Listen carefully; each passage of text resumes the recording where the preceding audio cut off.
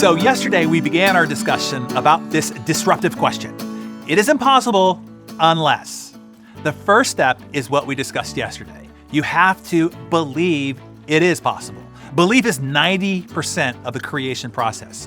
You've all heard the adages before. Whatever your mind can conceive and believe, it can achieve.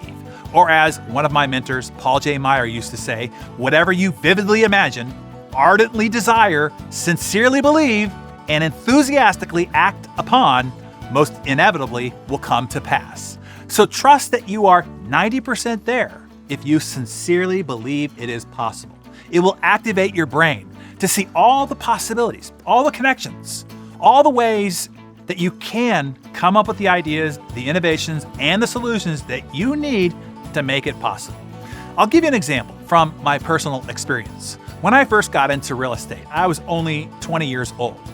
Really no business being in the real estate business, mind you.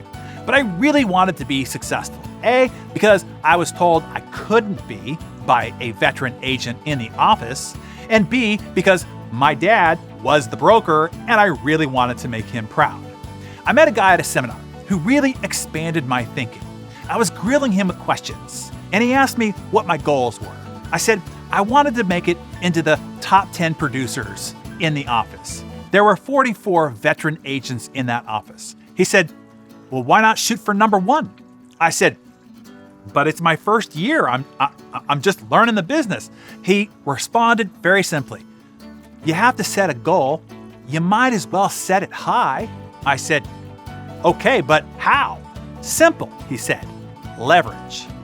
Right there, he had me write down everything I was spending my time on doing real estate. I made a long list: prospecting, showing property, going on broker's tour, researching properties on the MLS, designing flyers, dropping the flyers off the property, getting buyers pre-qualified, going to agent networking events, doing open houses, meeting an agent to show property, canvassing a farm, attending the office meeting, etc., etc. Then he had me rank each activity as A, B, or C. A equaled it predictably leads to closing new sales. B, it sometimes can, maybe, might lead to new sales. And C, it's administrative and does not lead to new sales. Then he said simply, get an assistant and delegate every C. All those things that have to get done, but they don't have to get done by you. Then stop doing every B and only do A, period. Never anything else. He had me do the same with where I was spending my marketing resources too. And that's why I stopped doing institutional or brand advertising in magazines or on bus benches or on shopping carts that did not have a predictable and measurable direct return on closing new sales, and only do direct response marketing to highly targeted and qualified prospect groups. Well, guess what? The thing I thought was totally impossible became not that difficult after all. After I identified those things that gave me the greatest leverage, I spent the same or less money in marketing and advertising than the top agents in the office. But I got a 10x, 10 times ROI on mine based on how it was spent. And in that first year, I went from a total newbie, starting at 0 at the very bottom, to number 1 in the entire office. Here's what I want you to understand.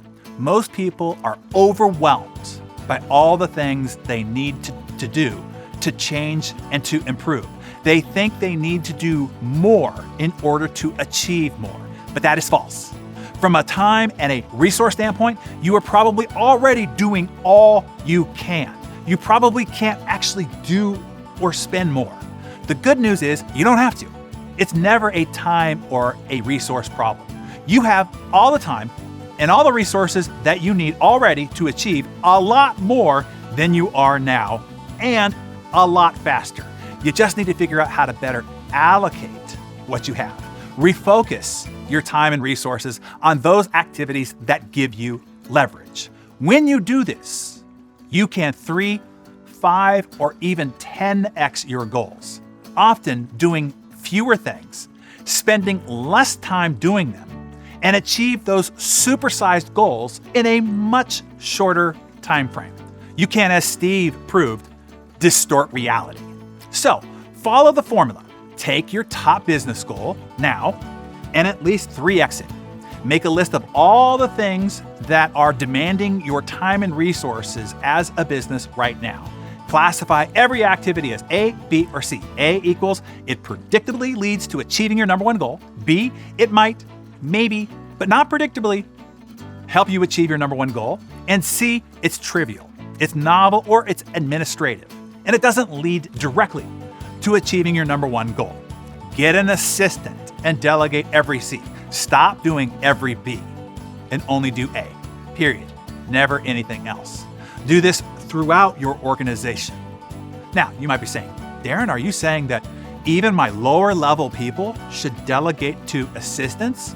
If they can hire VAs to do GSD work at a much lower rate than you pay your team member so that you can keep them focused on vital, high-value work that directly leads to them achieving their number one goal for you, then yes, that is exactly what I'm saying. The delta between the cost of a VA and what you pay your team member on an hourly rate is your leveraged arbitrage. It's free. It's free money. To not understand that simple math is a massive mistake. All right. Now be bold, Darren Daily community.